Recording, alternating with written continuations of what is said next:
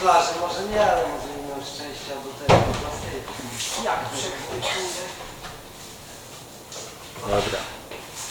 O właśnie, ja przez moment wyprostowałeś nawet rękę, super. I skręt szybki. Bardzo dobrze, super. Teraz było fajnie. Ale gdzie ten bicek?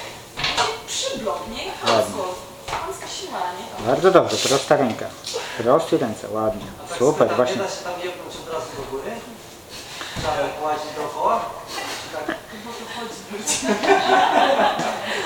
Dobra. A, to jest obwód, okej.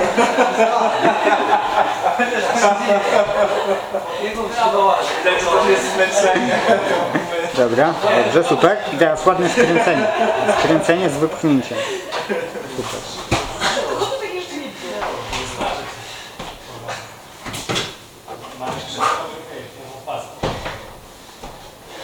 Ale jest. Ja bym mu czapkę na drzutach zrobił.